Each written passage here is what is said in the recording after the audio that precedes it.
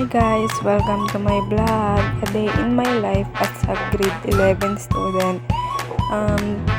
Yari na nga po pala gumayak si bed niyan. Tapos, pagkayari po niya gumayak, papasok na po siya. Fast forward nga po pala, papasok na nga po pala si Beth ng mga oras na yan. And, papunta na po siya ng school and doon na lang po kami magkikita ang dalawa.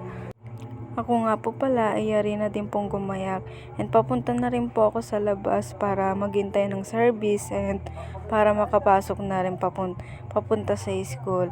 And naghihintay na din kasi dun si Maribeth para hintayin ako and sabay kami pumasok. And fast forward nga po pala, nasa school na nga po pala kami and inaya ko muna sila Beth sa CR para mag-CR.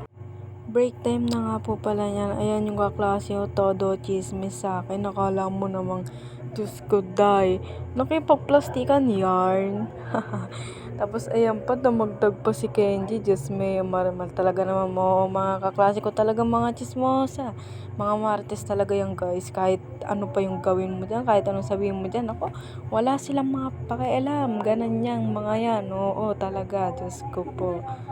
Papunta na nga po pala ako kay Beth niyan para makipag-chismisan ulit. Oy, hindi lang naman sila yung merong chismis. Syempre, pati ako meron.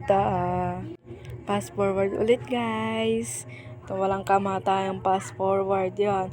Di na nga po pala ako nakapag-video nung break time namin. Nung nakikipag-chismisan ako kay Beth kasi po bigla pong nalobat yung phone ko. And eto po ngayon si Maribeth. Lunch time na nga po pala kami niyan.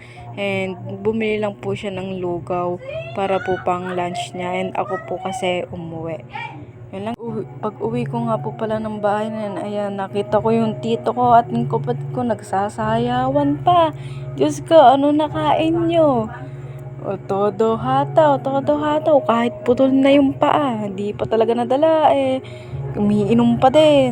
Ito nga lang po pala ang kaganapan ngayong araw.